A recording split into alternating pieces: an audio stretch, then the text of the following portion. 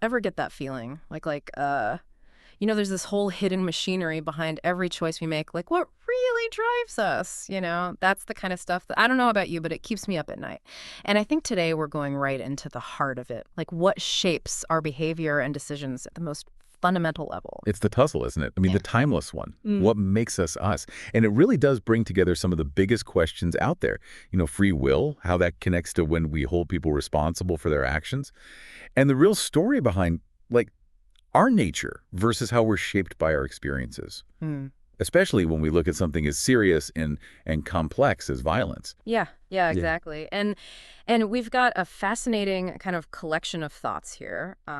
Some personal reflections I jotted down last March, actually, 26, I think it was, plus a bunch of research we've been looking into.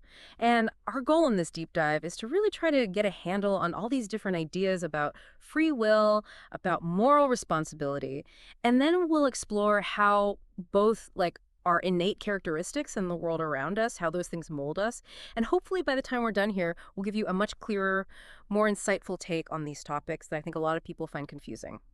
So, with all that said, where do we even begin to untangle this?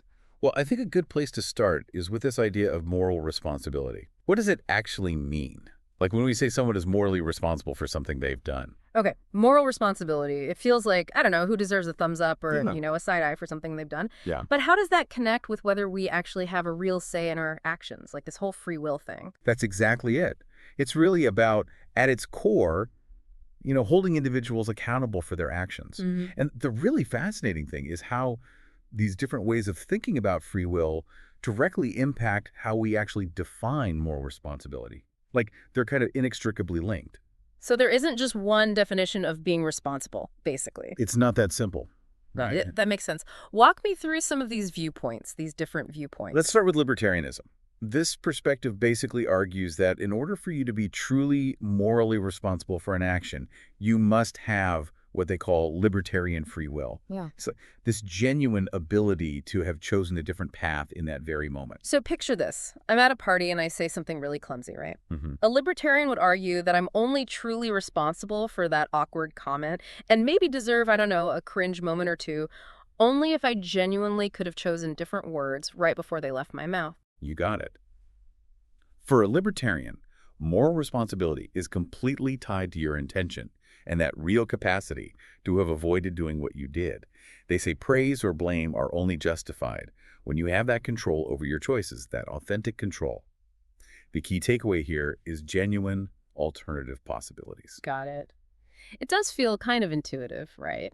But then you've got compatibilism, or what's sometimes called soft determinism.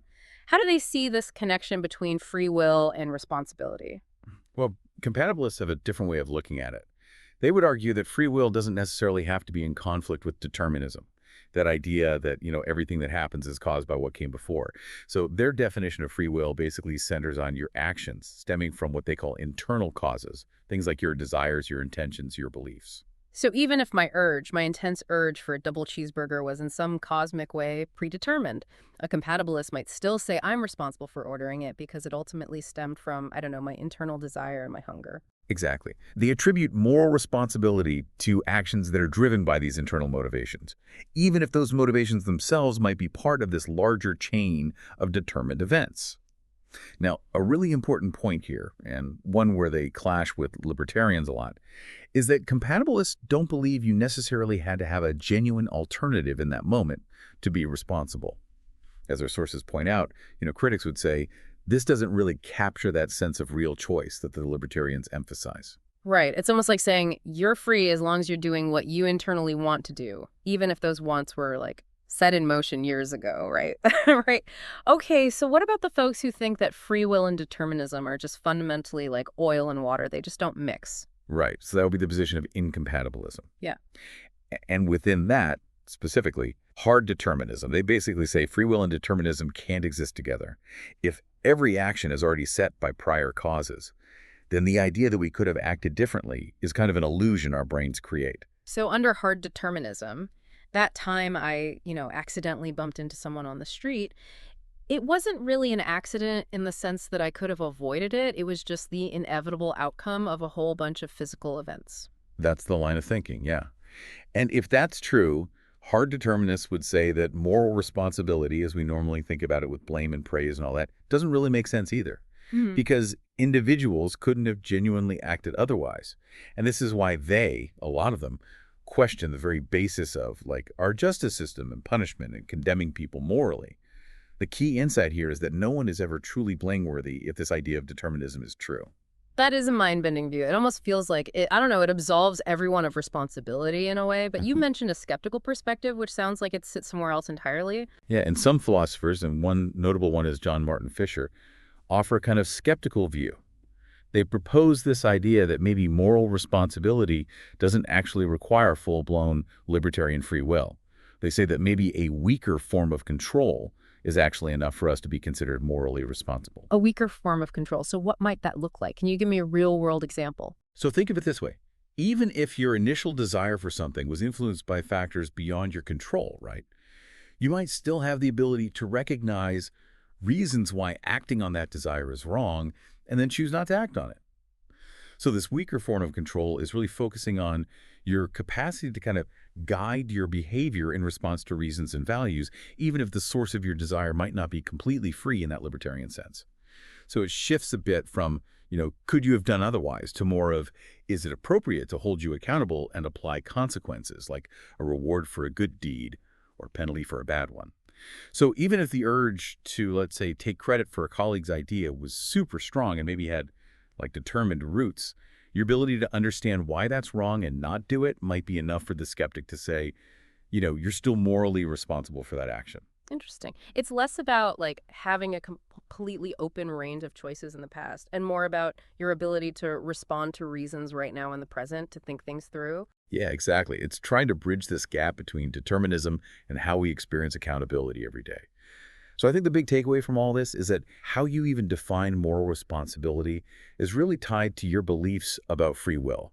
They're not separate questions. They're kind of two sides of the same coin. And this has implications for everything, from how we give compliments to how we punish people. Huge implications. Okay, so we've navigated these sort of major viewpoints on free will and responsibility. Let's zoom in on what makes an action free, regardless of which of those like bigger camps you might fall into. What are the like generally accepted ingredients for a free action? What do we usually look for? Right. So even if philosophers disagree on the actual nature of free will, there's some common elements that most people would point to when they describe a freely chosen action. Think of them as those like baseline criteria. Okay, lay them on me. What are those fundamental conditions? So the first one we already talked about a little, the ability to do otherwise. It's the idea that for an action to be free, you genuinely had other options available to you in that situation. You weren't forced into it. You had more than one real choice. Right, makes sense. If someone held my hand and made me push a button, it wouldn't really feel like my free action. Right. What's the next ingredient? Number two is control over one's choices. This basically emphasizes that you are the author of your own decisions. It has to come from your will, your intentions, not from some external pressure or manipulation. You're the one in the driver's seat. So no hidden puppet master pulling the strings, controlling my desires and decisions. Exactly. And the third really commonly cited one is responsiveness to reasons. This suggests that your choices aren't just random. They're motivated by your desires, values, beliefs, your intentions. If someone asks, why did you do that? You should be able to actually explain your reasons. So it's not just about having multiple paths in front of me and me picking one, but also the path I choose is based on my own thinking, my own motivations. Precisely. And when we talk about free will in general, beyond the specific philosophies, this idea of being able to make choices that aren't like predetermined by some outside force or event, that's really what we're talking about, as our research shows. It's that sense of agency, like we're in control of our actions, we shape our own lives. And as we said, it's closely tied to this idea of holding people morally responsible. Right. But this is where the tension with determinism keeps coming up, right? That maybe this whole experience of free will with these conditions is just a really convincing illusion our brains cook up because ultimately everything is just caused by something else. Yeah, that is the fundamental conflict, absolutely. But regardless of how that debate shakes out, these three conditions give us a good way to understand what we generally mean when we talk about an act of free will in everyday life. Okay, so we've tackled free will, responsibility, and these conditions for a free action. Now, I want to shift to something that feels a little bit more, I don't know, grounded, something more concrete. The actual forces that shape us into who we are and really influence our behavior. Let's dig into the whole nature versus nurture thing. Oh, this is a classic debate, right? Yeah. It's been central to how we understand human behavior for, centuries. And I think for a while it was really framed as this either question, Mm. nature or nurture. But thankfully, I think our understanding has gotten a lot more nuanced now. We recognize that they're not opposed. They're actually deeply intertwined, and they interact all the time and influence each other in these super complex ways that, frankly, we're still figuring out. It's not a competition. It's more of a collaboration. So it's not about which one wins, it's more about how they work together to create us. Exactly. And when we talk about nature, we're talking about those biological things we inherit, our genes, our predispositions, those biological building blocks that make us who we are from a physical standpoint. For example, if we're thinking about aggression, there might be evolutionary pressures that have shaped some of our basic biological tendencies related to it, Mm. and that would fall under nature. So some of us might have a genetic, inclination to be a little more easily, I don't know, agitated or something. That's a possibility, right? It's something to consider. But nurture is the other crucial half of this whole thing. This includes all the environmental factors that shape us, like how we're raised by our families, the social messages we get from our communities, from our cultures, our education, all the events and interactions we have throughout our lives. These external forces play a huge role in how those inherent capacities, those natural predispositions, actually show up in our behavior. So I might have a genetic tendency towards, I don't know, high energy levels, that would be nature.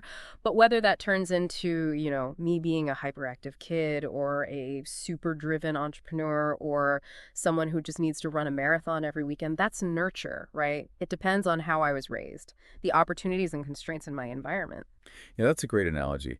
What our research really emphasizes is that while those genetic foundations might be there, it's really the environment that has the final say in how our behavior actually unfolds. And that's especially true when we're talking about really complex stuff like violence. Just because there might be some evolutionary basis for something doesn't mean it's inevitable or that it will look the same for everyone. Which kind of brings us to that thankfully largely debunked idea that someone is just born evil, right? Absolutely. That whole notion that someone is just inherently evil from birth, it just doesn't fit with how we understand this nature and nurture interplay. Humans are born with the potential for a ton of behaviors, both good and bad. And how those potentials actually develop is incredibly influenced by the world around them. It's that constant conversation between our biology and our environment that makes us who we are. Earlier, you talked about how evolutionary factors might provide a sort of basic groundwork for something like aggression, but then psychological and societal factors, a lot of that influenced by nurture, determine how it actually plays out. Can you give me a more concrete example of that interaction, like how it works in real life? Sure. Think about it like this. Evolution might have given us that basic fight or flight response, that natural reaction to a threat. That's part of our biology, our nature.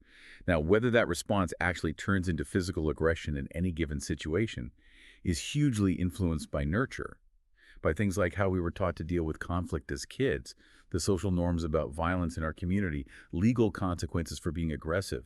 A kid raised in a culture that really values peaceful negotiation and has strong rules against violence is way less likely to be physically aggressive than a kid raised in an environment where violence is normal or even, glorified. Yeah. The underlying biological mechanism might be the same, but how it comes out is totally different because of nurture. So it's like a constant feedback loop. Our genes give us these starting points, and then our experiences, our environment shape and mold how those starting points actually turn into, real world behavior. Yeah. It's definitely more complicated than just nature versus nurture. Like they're separate things. Exactly. It's dynamic, it's reciprocal, and that relationship is what drives all the diversity we see in how humans behave. It's not one being more important than the other. It's about understanding how they're always interacting. Okay, so we've explored free will, responsibility, and the basics of nature and nurture. Now I want to zoom in on a really complex and frankly disturbing part of human behavior, violence. How do all these pieces we've talked about come together when we're trying to understand why humans can be so violent? Violence is really where all these threads come together, right? Yeah. And everything we've been looking at points to this idea that human violence isn't caused by just one thing. It comes from this super complex mix of evolutionary things, psychological development, which is shaped by both nature and nurture, and a whole bunch of societal influences. It's multi-layered, for sure. Let's unpack those layers then. Starting with the evolutionary perspective, how has our evolutionary history shaped our capacity for violence? Like, where does that come from? Well, unfortunately, from an evolutionary perspective, aggression probably was an adaptive strategy in certain environments a long time ago. Think about the challenges early humans had: competing for food and territory, defending themselves and their group, even establishing those social hierarchies. In those situations, being aggressive might have actually helped them survive and reproduce. So, in those tough early environments, being aggressive could have given you an advantage in terms of survival and passing on your genes. It makes sense in a kind of disturbing way. Yeah, it's not the most comforting thought, but it's important to consider. Our research points to a few different types of aggression that might have these evolutionary roots. There's proactive aggression, often seen in those, like conflicts between groups, one group attacking another to get resources, something we see in other primates like chimps. And then there's reactive aggression, which is more of a defensive response when you feel threatened. Social evolution theory also suggests that aggression could have been a factor in, getting access to resources and even competing for mates. Okay, it's kind of a scary thought. But we're not just like puppets to these ancient instincts. What about our capacity to not be violent? That's a really crucial point. Humans have also evolved this incredible evolutionary flexibility, I think you could call it. We have these higher level cognitive abilities like rational thought, empathy, and being able to develop and follow complex social rules. These are things that make us unique, and they allow us to potentially override those more primal aggressive tendencies with reason, understanding, and just social structures. So evolution might have given us that basic groundwork, but it's culture and society that really shape how and if that aggression shows up. Okay, that makes sense. So that's the evolutionary backdrop. Now, how do psychological factors fit in when we're talking about violence? How does that layer work? Well, psychological factors are where we see nature and nurture really dancing together. It gets intricate. Our primal instincts, those things we talked about that have those evolutionary roots, get totally intertwined with all the social learning and conditioning we go through in our lives. And as we've been saying, while our genes might give us certain predispositions, certain tendencies, it's our environment, our upbringing, our social interactions, whether we're exposed to violence or not, all that stuff shapes how those tendencies actually play out in our behavior. So it's this constant interaction that really forms our psychology. And I think it reinforces that humans aren't born good or evil, right? We have the capacity for a huge range of behaviors, and our psychological development, influenced by nature and nurture, is what guides us along that spectrum. Plus, we can't forget about our own conscious reasoning, our desires, our values in making choices about whether or not to be violent. Right. So even if I have, I don't know, a quick flash of anger or an aggressive impulse, that might be rooted in some ancient part of my brain, but my conscious thought, my learned empathy, my moral compass, all that can still step in and say, whoa, hold on, this isn't the way to go. Exactly. Now, the next piece to consider here, and I think a really important one, especially when we look at how rates of violence vary so much in different places, is the role of societal factors. Yeah, that seems huge. You see such different levels of violence in different societies. It's striking. It really is. And societal factors exert a ton of influence on violent behavior. Social conditioning, the norms and values that are dominant, all the environmental things we've been talking about, they're key. Cultural institutions like our legal systems, education systems, even how the media portrays violence, along with just informal social norms about what's acceptable and what's not. All of that can either promote or restrain aggression, either accidentally or on purpose. The context people live in, the social structures, the values of that society, all of that plays a role in shaping when and how violence happens. So basically, a society that values cooperation, emphasizes peaceful ways to resolve conflicts, and has strong consequences for violence, they're likely to see a lot less of it compared to a society where aggression is, I don't know, maybe celebrated or where there aren't good ways to deal with conflict. That's the general idea, yeah. It's all about the messages people get from their environment, the behaviors they see around them, and what they think the consequences will be if they act violently. Social norms can be incredibly powerful in shaping how people act. It seems like when we're trying to understand why humans are violent, it's definitely not about pointing to just one thing. It's this whole web of our evolutionary past, our individual psychology, which is shaped by both our genes and our experiences and the societies we live in. It sounds like evolution might give us this basic set of tools, but psychology and society are really what determine how and when we use them. That's a really good way to put it. It's true. I mean, the underlying capacity for things like aggression, that might be rooted in our evolutionary history, but it's those psychological processes that we've been talking about, shaped by that constant interaction with our environment and the huge influence of social norms, all of that dictates how violence is expressed in all its different forms. This has been a true deep dive into some really, really big questions about, what makes us tick? So let's try to bring some of these key ideas together for you listening. We've explored those philosophical stances on free will and how they directly impact how we see moral responsibility, right? We looked at those like Right. core conditions that people often say are part of a free action. And then we dug into that dynamic interplay between nature and nurture, how they shape behavior. And finally, we looked at how all these things come together when we're trying to understand something as complex and as troubling as human violence. Yeah, and what really comes out of this is just how intricate this whole thing is. Understanding human agency, human behavior, there's so much to consider, and there are no easy answers. It's fascinating and complex. It really gives you a lot to think about. I Yeah. mean, given all these different ways to look at free will in this complex web of biology and environment that shapes us, how should we as a society even approach these ideas of justice, responsibility, and how we try to prevent harmful behaviors? It's definitely not as simple as saying, someone made a totally free choice or they were just born that way. Definitely not.